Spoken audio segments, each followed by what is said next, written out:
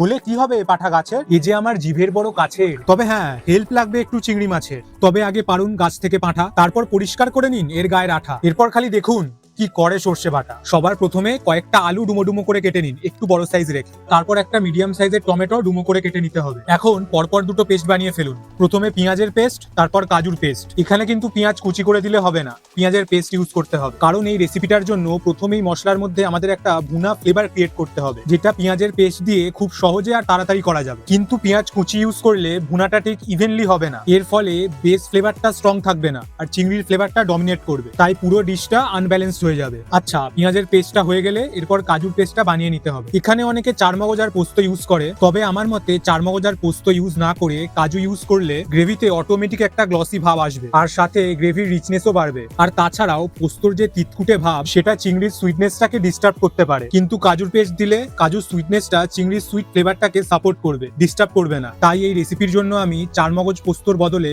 কাজুর পেস্টটাই বেশি প্রেফার করি। যদিও আমরা এখানে টমেটো ইউজ করছি, তাও গ্রেভিতে আরো রিচনেস আনার জন্য আর টক ভাবটা ব্যালেন্স করার জন্য আমরা টক দইও ব্যবহার করব। এইসব কাটাকুটি হয়ে গেলে এবার পাঁঠাকে প্রথমে সিদ্ধ করতে হবে। তার জন্য একটা বাটিতে নুন আর হলুদ দিয়ে এঁচোড়টাকে প্রথমে 70% মতো সিদ্ধ করে নিন। এর থেকে বেশি সিদ্ধ করবেন না, কারণ এরপরে ভাজা হবে তো। বেশি সিদ্ধ হয়ে গেলে রান্নার সময় ভেঙে যাবে। এঁচোড় সিদ্ধ হয়ে গেলে জল ভালো করে ঝরিয়ে নিয়ে একটু কড়া করে ভেজে নিতে হবে। আমি এখানে এঁচোড়ের সাইজগুলো একটু বড় রেখেছি, যদিও আপনারা চাইলে ছোট করে নিতে পারেন। আর হ্যাঁ, এঁচোড়গুলো ভাজার সময় একটু বেশি করে তেল দিয়ে ভাজার চেষ্টা করবে, তবে এঁচোড়গুলো ইভেনলি ফ্রাই হবে। আদারওয়াইজ কোনোটা ডিপ ফ্রাই হয়ে যাবে আর কোনোটা লাইট ফ্রাই হবে। এরম হলে ডিশটার ফ্লেভার ফিউশন পুরো নষ্ট হয়ে যাবে। তাই প্রথমে একটু বেশি তেলে ভেজে এক্সট্রা তেলটা তুলে দেন বাদবাকি রান্নাটা করতে পারেন। আচ্ছা, এরপর আলুগুলো একইভাবে ভেজে নেওয়ার চেষ্টা করবেন। আলু ভাজা হয়ে গেলে তেলে শুকনো লঙ্কা, তেজপাতা আর শাহি জিরা ফোড়ন দিয়ে হালকা নেড়ে নিয়ে পেঁয়াজ বাটা দিয়ে ভালো করে কষে নিন। তারপর আদা রসুনের পেস্ট দিয়ে ভালো করে কষতে থাকুন। আচ্ছা, এখানে কিন্তু শাহি জিরাই ফোড়নে ইউজ করবেন, কারণ অনেক সময় নর্মাল গোটা জিরা ফোড়নে ইউজ করলে রাস্টিক ফ্লেভার দেয়। তাই নর্মাল জিরের বদলে শাহি জিরা ইউজ করলে ডিশের ফ্লেভারটা আরো রিফাইন হয়। এরপর কড়াই থেকে পেঁয়াজ ভুনার ভালো ফ্লেভার আসতে শুরু করলে একে একে টমেটো, টক দই, চিনি, নুন দিয়ে কষিয়ে নিয়ে তারপর হলুদ গুঁড়ো, শুকনো লঙ্কার গুঁড়ো, কাশ্মীরি লঙ্কার গুঁড়ো দিয়ে কষতে থাকুন। যখন কড়াইতে দেখবেন মশলা থেকে তেল সেপারেট হতে শুরু করেছে, তখন কাজুর পেস্ট আর নারকেলের দুধ দিয়ে দিন এক এক করে। মশলা ভালো করে কষিয়ে নিয়েই কিন্তু কাজুর পেস্টটা দেবেন, না হলে আগে দিয়ে দিলে মশলাও ভালো করে কষা হবে না আর হাই হিটে রান্না করলে কাজুর ফ্লেভারটা জ্বলে যেতে পারে। তাই সব মশলা ভালো করে কষিয়ে নিয়ে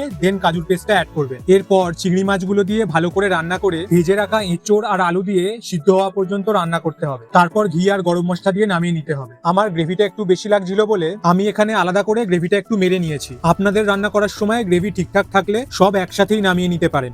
বলছি, ডিজাইন তো অনেক হলো, তা শেষমেশ গাছের পাঠা কি আপনাদের পেটে গেল?